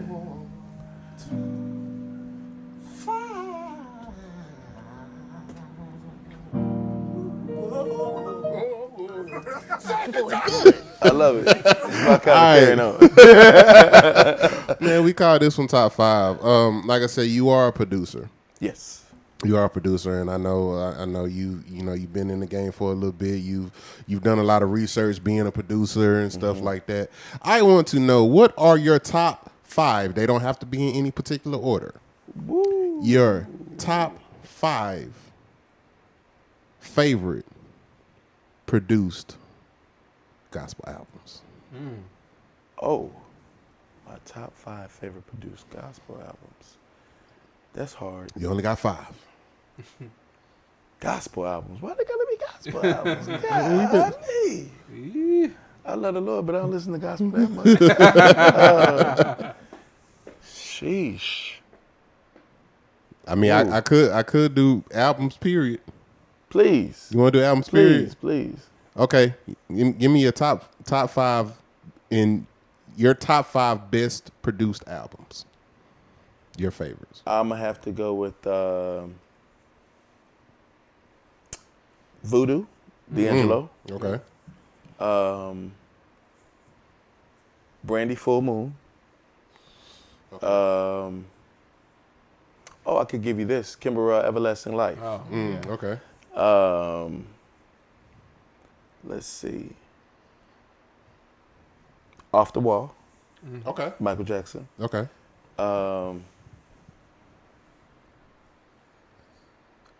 Shoot. That's 4. That's 4. You got one more. Jeez. That's tough. Purple Rain Prince. Come on, man.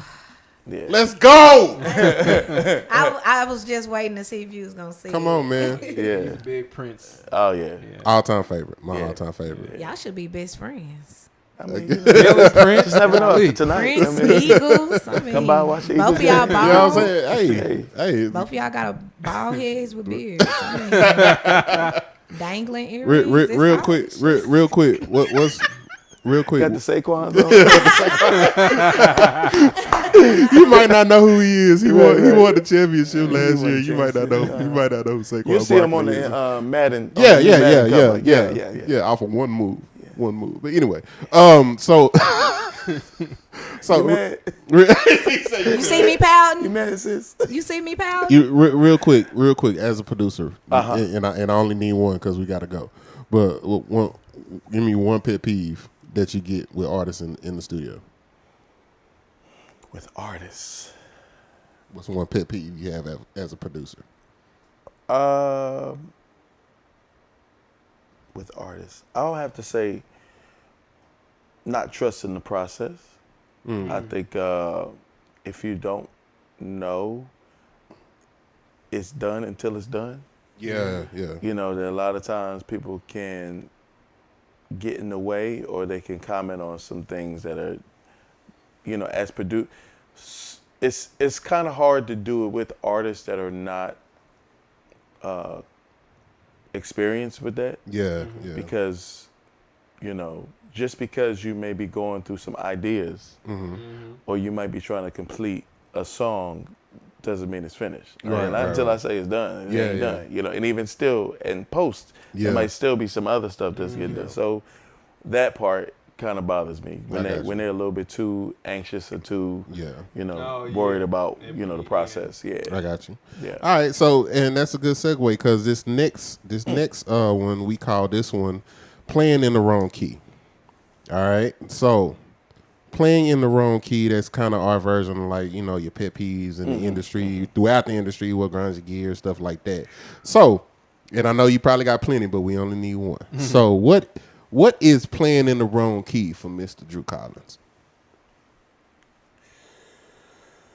Woo. It's a lot of my Golly. I'm just thinking because I do so many different things and I've seen. In any part of the industry that you're in, what's playing in the wrong key?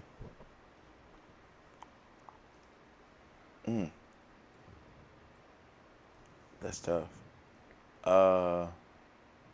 Just one? You just give one. Okay, all right. Cause I can't even figure out which was the worst.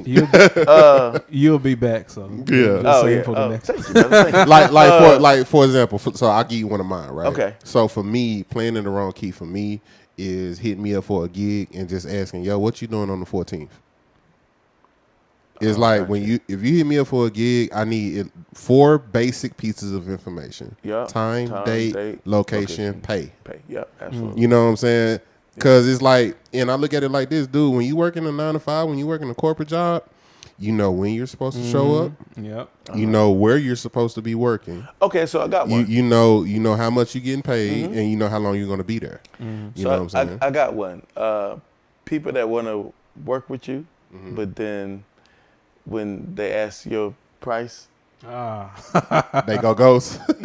not just ghosts, but they compare.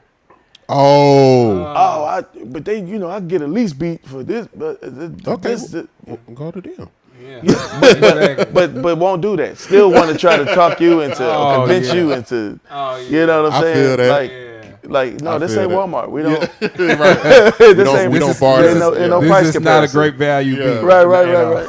But we don't price match. You know what I'm saying? Like it just is what it is. So, Lou, you a producer? You ever dealt with that before? Oh yeah. Really? I've dealt with that before. When they can you do it for this price? I'm like, Nah. and then it's like the load of work is even more. absolutely. Right. The ones that pay the least got the most requests. No, what kills me is when you ask people what's their budget, and then they say, we don't have. We don't have. We don't have a budget. Well, okay, well, cool. Well, this is my price. Right. Oh, well, that's a little. Oh, so you have a budget? Yeah, right. So you do have a budget. Yeah, that means you got a do that. budget. Yeah. Jesus. Yeah. You said that But hard. dude, No, Yeah, because it's the annoying. budget- People that's do the that big all deal. the time. that is a thing. What are you going to man. pay? What are you not going to pay? Yeah. Basically, what we're Yeah, that's what saying. I'm saying. I'm like, yo, like, okay, if I'm in a mood to where I want to work within what you got going on, I want to That's try to it. help you out, whatever, Yeah, cool. that's it. Let me know what you're me, working help with. you. Absolutely. Help me help you. Yeah. Absolutely. And then you tell me I don't have a budget. All right, well, cool. Well, if you don't have a budget, that means It's it's open. unlimited. But Right, you know what else is funny? You could even offer payments. Right.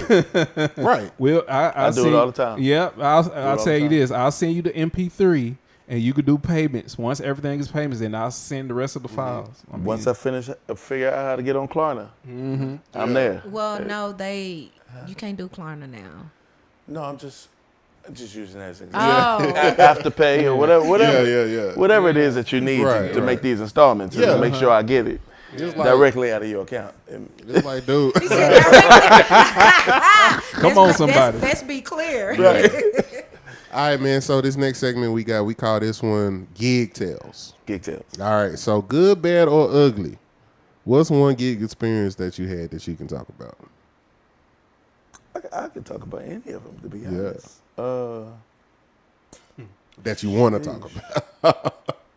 That I want to talk about. Man, I wish I had time to think about this. So you tell me if you want a good, bad, or ugly one, and then that way my mind can filter through. Nobody's ever asked me that before. You know what? I don't know. I always find it most entertaining when it's something bad or ugly because you like mess, Lou. Stop it. Well, I think when we thought we just saw it all, it's always another one. It's always another one. It's always another I'm going to let the producer choose since she run the show. I'm going to let the producer choose. Producer. I want an ugly. Of course you do. Ugly gig. Or should we let Miss Say she's been in the comments she's been all the very time. active. Miss Say, yeah, you choose. Do you want to hear a good, bad, or ugly? You got to say it quick though. You want to hear a good, bad, or ugly gig tell from Mr. Collins? Give her 12 seconds. Give it 12 seconds. 4, 3, 2. Yeah. I don't see no bubbles or nothing. Yeah, do they have bubbles there in the comment? No bubbles. Okay. She said, okay. So she just caught up with Lou's comment. All right. She coming in a second. Hold on. It's that doggone delay. Well, I told you. Yeah. Well, yeah. You know. While we waiting, shout out to everybody that's still tuned in with us. Let me just tell you about the ugly one. Okay.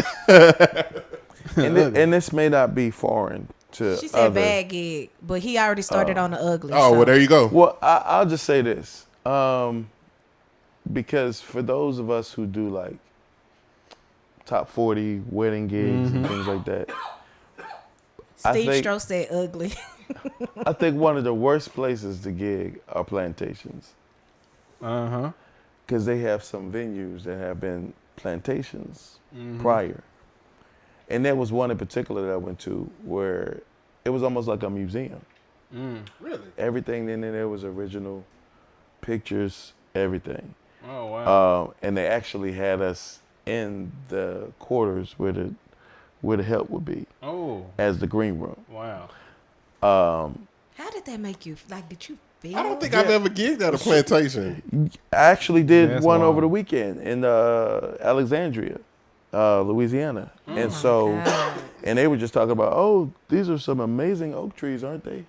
And I'm like, no, I mean, you asking, you asking me. Wow. I mean, An oak tree to you in Louisiana and an oak tree to me ain't you feel the same. me? Especially Right. on the plantation. But you always get that eerie feeling. Yeah. You always kind of feel the heaviness. I was about to say Yeah. that You know what I'm gotta saying? be hard. Oh, man. Spiritually, just to feel. And then not only that, but a lot of times, because of the price point and the thing, we don't do a lot of black. Yeah. So it will be, Caucasians that are getting married, and the majority of the guests will be there that are, and so it's just tough. And I don't necessarily Caught up in the Caucasus calamity. and I think it's more so just a lack of sensitivity that comes Yeah. along with Definitely in the industry. sure. It's definitely a lot of that.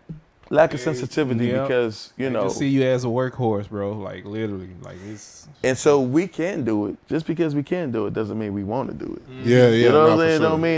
Doesn't mean it doesn't Yeah. make us uncomfortable. Yeah. And so I think that's just one of those things. Is like I wish that they were a lot more mindful and considerate of things like that. If you know it's gonna be on a plantation, don't put me on that gig. Yeah, right. Send me somewhere else. That's wild. Ask me to do something.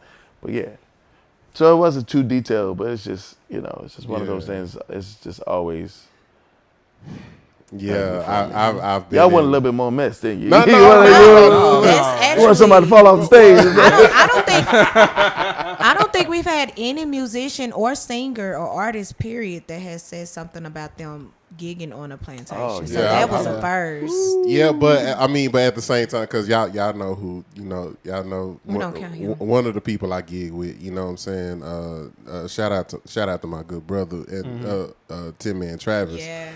And a lot of times, because of the type of music we play in our fan base, we are like deep in East Texas, off in the woods somewhere, and stuff like that. But what I'm thankful for is that while I might be the only nigga within a 30-mile radius, I got people who legit have my back in whatever situations. Absolutely. I'll tell this story 1,000 times over. I was in one situation. The band is called Ten and Tonic. I was in one situation where I got met. First of all, I should have known because the festival that we was playing was called Hillbilly Haven. So I should have known. I should have known then. Oh yeah. so Sinners. Right. So we That music y'all play. I ride with my bass player who was Caucasoid. Okay. We pull up and it's this Uncle Rufus. I'm talking about suspenders, no shirt, barefoot. One of them, you know, we get there and we pull up to the little, desk or whatever. And moon pie getting over there. Dude, like as soon as he got out the chair and walked to the car, all I heard was dun dun dun dun dun dun dun dun dun. Like that's all I heard in my head. One of them, right. You know what I'm saying? So he pulled up to the driver's side, and my dude Jamie, he was like, we're Tin and Tonic. We're performing for the festival. Yeah. And dude look at Jamie, then he look at me. Yeah. And he said, he playing with you too? Looking at me. And I just put my head down. I'm like, man. And and Jamie was like, yeah. And he was like, hold on. And then he go over to the desk, grab our passes or whatever. He give Jamie his, and he just tossed mine. And I was like, yeah, Jay. Soon as we done, we gotta go. Yeah, I gotta go. Absolutely. You know what I'm saying? Absolutely. Another situation, dude called me an N-word. 10 Man slapped shit out of him right then and there. It just so happened that 10 Man was standing closer to him because the drunk dude, but he was talking noise to 10 Man, but then he saw me too, and then he looked at me. He looked at me. He was like, well, what are you gonna do? You with him? What are you gonna do, nigger? Hard you are. 10 Man slapped the dog shit at that man. Woo. You know what I'm saying? Another situation. Golly. Another situation. And this is all with the same band. I would same band. So you just come to expect it. Well, I've let it be known. Like I'm not the biggest fan of Tin and Tonic fans. Okay. I'm not. You know what I'm saying? Because it's my band too. Okay. It's my band too. I'm not just a dude that play with them every so often. Like we're all family. Gotcha. We're all family. Those are legit my brothers. Okay. You know what I'm saying? We all went to separate schools together. Now I will say in the defense of my bandmates, what I find is that most artists and musicians are like liberal and free thinking, right? And so we always kind of defend and support each other, you know, because we know when stuff ain't right. You know what I mean? Like we know. So, you know, even though I work a lot with a lot of, what do you call them again? Caucasoid? Yeah, colonizers. Okay. Yeah. Yeah. Yeah. Pretty much. So, but because of the way musicians and artists operate, we're rebel just naturally. Yeah. You know what I'm saying? Creators are. The thing about it is there's stuff that we see beforehand. Oh, absolutely. We see we walk in a room and we know, okay. Yeah. Well, we know what this that's code. That's from code switching. Yeah. You know what I'm saying? Culturally, we have been taught how and when to code switch. Yeah. When they don't have to, there's some certain things they're just not aware of. They're not as sensitive to. Yeah. We know immediately, I ain't. Yeah. And another thing that I'll say, because I will never put that man in a bad light. The times that we've been in that situation or whatever, you know, 10 has said, "Yo, we'll never play here again," and we haven't. Oh, that's good. You know what I'm saying? We like that's even after slapping that Confederate flag issue. Yeah, we never played there again. Yeah. So there's another. Yeah, I thought you were there's I another see why spot. you got this segment. Yeah. Oh, you don't have one? Let me give you mine. Yeah. There's another situation where I get to the gig first. There's a Confederate flag, and in my mind, I'm like, okay, yeah, I'm not playing here. You know what I'm saying? So my dude, he pull up right after me, and I'm like, hey, bro, yeah, I ain't gonna be able to do it. And he looked, and he was like, okay, give me a minute. He walked over to the bar. I don't know what he said to him. I didn't go over there. I don't know what he said to him. They went, took that thing down.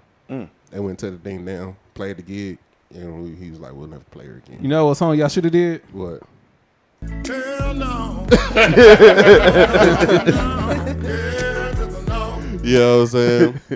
Looper Oh, go ahead. Looper Fiasco said, y'all got Drew on the couch. I'm hating. Oh man, Luba What's up, Fiasco, T? what up? That's my dude. Yeah, he got a pod too. He musician, another Oh. fellow You musician. got a pod? I don't know. We all about need pod. pods, I guess. I guess a so. we all We all need pods. But yeah, man. I got So, a couch at home. yeah, man. So to speak to that situation, man, is like I definitely know and understand. Man, it's tough. You know where you been at, man. It's like tough. especially playing with that kind of band. And what's crazy is the type of music we play, like 80% originals, but the type of music that we play, we don't necessarily, we don't promote any of that. Right. It's just that because it sounds hillbilly-ish or because it sounds, Yep. you know what I'm Yep. saying, rockabilly, stuff like that, blues, Yep. country, because it sounds like that, people automatically, but Associated with then it. like with the originals, when you listen to the words of his song, it's like, oh shit. It's like, oh shit, he really not about that. Yeah. And Tim Man and Ty, he'll knock all that stuff over. You know what I'm saying? So love that's why I love him. So shout out Tim Man Travis. That's my Yes, guy. sir. Listen. You run into a younger version of yourself. You know what I'm saying? A version of Drew where he was coming up, trying to figure himself out, stuff like that. You run into today's Drew, run into a younger version of yourself. What advice do you give a younger version of yourself?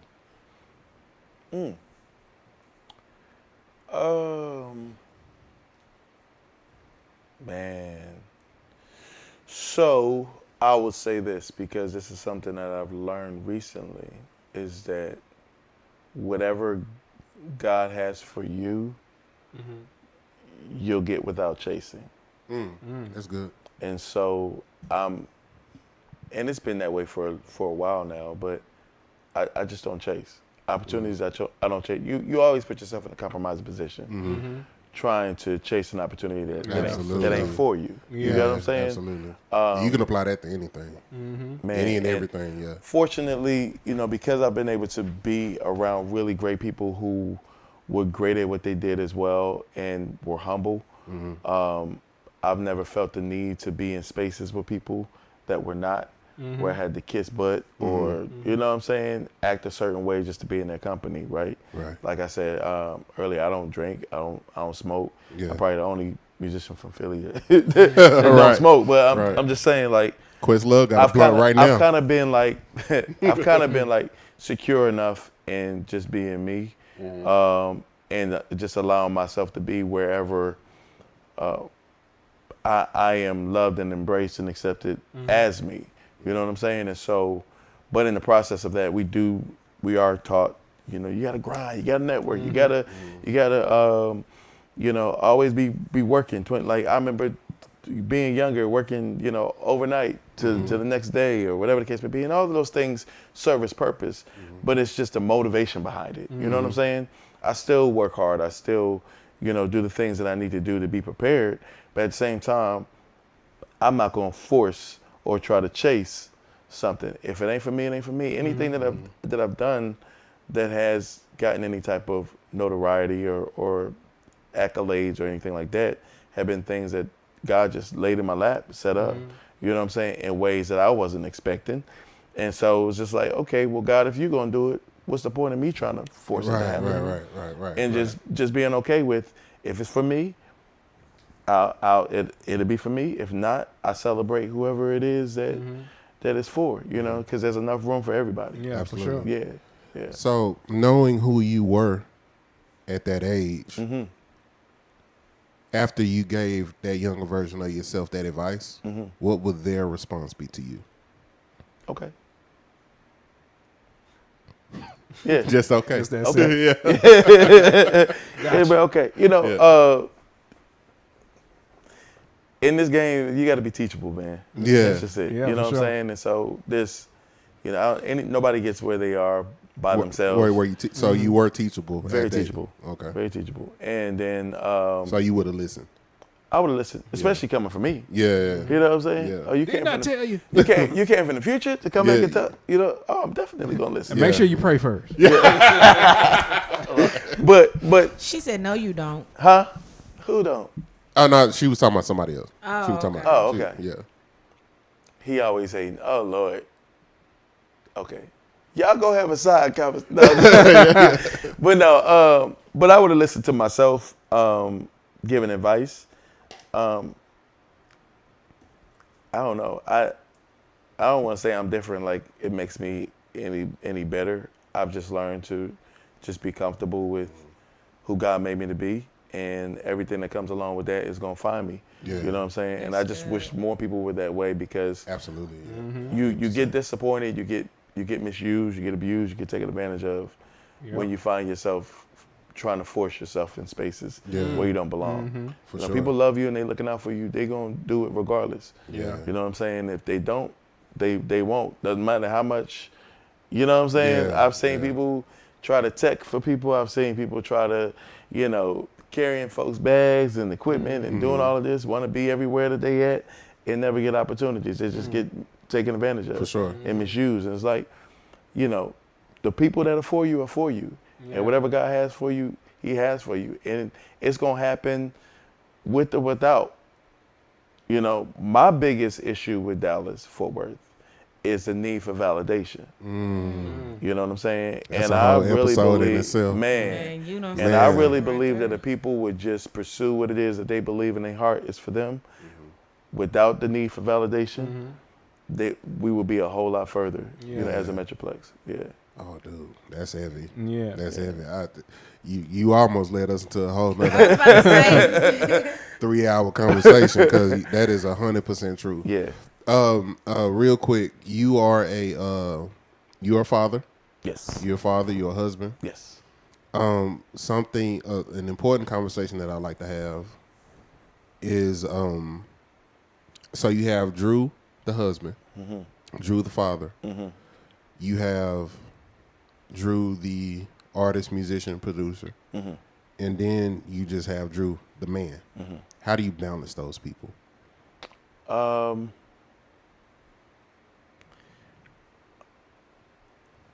It's interesting because I don't think you can't be those people simultaneously.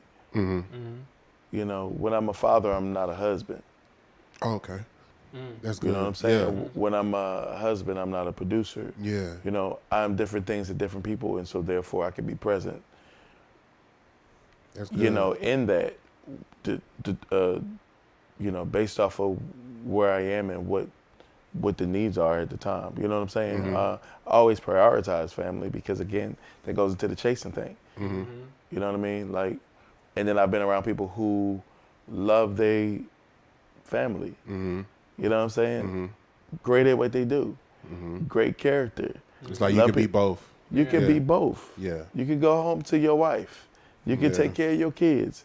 The work, and as much as I love, and I'll mention them because they passed on, but cats like Quincy Jones, who's one of my favorite producers. If you watch his documentary, man, and you see, his relationship with his former wives or kids, because of him being so passionate for music, and I'm thinking to myself, is there a world that exists where you can have both, and you can really, spend the time that you need with those who are in your life and those who you're responsible for leading and nurturing and loving and all of that, and still get those opportunities and do what you do as a musician. David Foster's another, documentary I saw, similar, great at what they do, geniuses, but it's at the expense, of the people who matter the most, and that's not a sacrifice I'm willing to make. I got you. That's good. Yeah. That's good. So we did not lie to you when we said that we wanted to bring you on for an interview. Okay. We didn't lie to you. However, that's not the only reason we wanted to bring you on. Okay. We wanted to take a second to give you your flowers. Now, Oh man, thank you. now we don't have real flowers to give you It's in the okay. budget, nor do we have the fake ones to give you. It's okay. Now, A couple of tumbleweeds outside. it's some tumbleweeds in Fort Worth, but But man, listen, this is actually my first time meeting you, first time having the pleasure of meeting you. But just in this conversation alone, I see the wisdom, I see the wisdom, I see the mental fortitude, I see the spiritual maturity, I see just the overall mental maturity in you. Yeah, I'm seeing. Thank you, Lord. I see somebody that can really be a force in guiding a younger generation. You know what I'm saying? You got that big bro energy. You got that owner energy. You feel what I'm saying? And not only that, you're good at what you do. You know what I'm saying? Like everybody that's been on, just come on to see you, shout you out and stuff like that. I'm hearing you speak. I'm hearing you give off wisdom about things that you've been through, things that you've seen, stuff like that, relationships that you've had and stuff like that. I'll say you're a solid dude. Thank you. And like I was saying about, Cornell earlier, it's not a lot where you're able to get talent and good. A lot of times you have to sacrifice one or the other. You got to pick one. But, sitting here having this conversation with you, man, I just want to say, man, it's definitely been a pleasure talking to you. Thank It's you, definitely been a pleasure meeting you. We want to see more from you. We want to see more from you. We want to see you continue to do great. We want to see you continue to be a good dude. You definitely have a light about you. You definitely have an aura about you.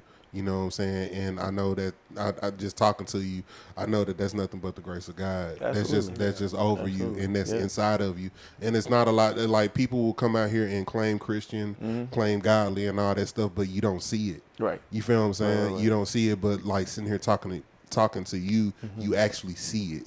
You see it and you hear it when Don't you put talk. too much pressure on You know what I'm saying?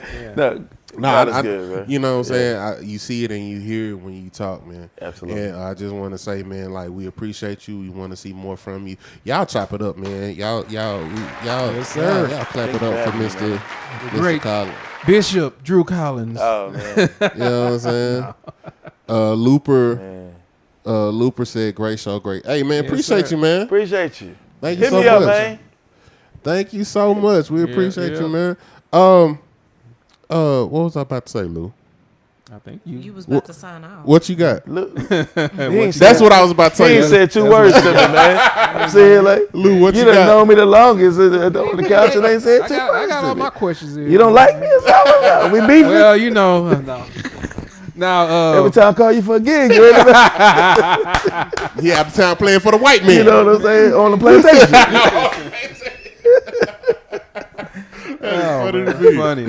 Lou, what you Yeah, got? so man, definitely appreciate you coming in, my Yes, good sir. brother, man. It's always I'm a glad I good could. fellowship, a I'm good glad I time. could, man. I already Yeah. knew it was gonna be a good night. I know. We definitely gonna have you back too. Yeah. My bro Jay, he's like, well, I don't know this dude. Like I said, bro. I saw we had. It's all good. I saw all the mutual friends, and I was like, okay, well, he Were gotta be. they good mutuals? Because Well, Indigo was one of them. Okay, all right. Yeah, he's one of them. Yeah. Gotcha. You know what I'm saying? Okay. Then the homie.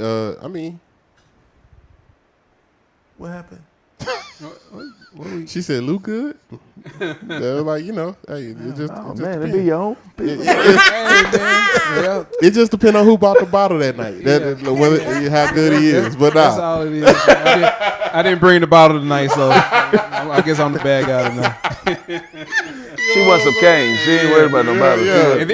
And I was late, so I'm probably Nah, it's all good. It's all but good, we definitely got to have you back, bro, because I feel like Anytime, we man. still got a lot to talk about. So Anytime, man. for sure, man. Now you know who somebody like, cause I see a friend request or I see something.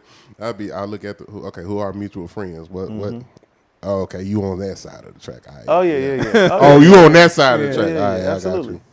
I got you. That's what's up, man. And there ain't nothing wrong with that either. Yeah, depending on the track. Drew, I just want to say, Uh-huh. you almost got through this interview without Jay cussing, and I was super shocked. But Really? Yeah, almost. Well, And it would have but you been know a what? first. But you know what? It wasn't my fault. He started cussing when he was telling his story. True. He was talking about his gigs, and then they just took him somewhere. I was about to say he did something I didn't think I would ever say. That story deserves some cussing. I was just going to say. It deserved. Not only Absolutely. one, not only two, but what, 3 or 4 of them? Dude, but And every story had a cuss. hey, but like I said, them people, my brothers had my back, so every single one of them situations. So that's what's up, man. Listen, DFW Shed Sessions, y'all make sure y'all like, share, subscribe. Thank y'all so much for tuning in. Thank y'all so much for coming and chopping up with us. Real quick, Professor Melwood, can we put that flyer back on the screen? Y'all, please come out, support. We got the show with Uncle Jeff. He is a friend to the room. I will be hosting on behalf of DFW Shed Sessions. I don't know. You might run into Lou. You might run into Professor Melville. You never know. Get an autograph or something. I don't know. We may have some merch out there. I don't know. Yeah. I don't know. Y'all been asking for merch. We may have it out some there. Merch too. You know what? You go. You may have some merch. Yeah, we might. You know what I'm saying? But excuse me. Yeah, we got a dope lineup. Some dope artists, Trey Williams, Kayla E, my good brother Bo Dove. And on top of that, it is the album release for our good brother Uncle Jeff, man. Y'all know that title. Oh yeah, man. He has been in the city working his butt off. Look at you. Was that okay? Look at you. That was very hard to say. But he's been in the city working, man, and y'all know every time he drops heat. So this is gonna be his album release as well. We had Chief Stakes and Deep Ellum, and it's a free show. So y'all just pull up, man. Y'all pull up, and the stakes ain't that bad either. The stakes ain't that bad. They cheap though. They cheap. But they cheap good steaks. Yeah. Yeah, you see what I did. But yeah, man, so y'all pull up to that show. Y'all got the information on the flyer. I was waiting on that. You should have been a little bit quicker. That being said, DFW Shed Sessions, y'all make sure y'all like, subscribe, share, follow, all that good stuff. We gonna catch. What about your ads? You gonna put your ads back up there one more time? You want to see the ads again? Man. I think somebody might want to pledge tonight. I think This guy said pledge. I am done. Close the doors. Close the doors. Close the doors. Close the doors. Again, if y'all want to purchase ad space.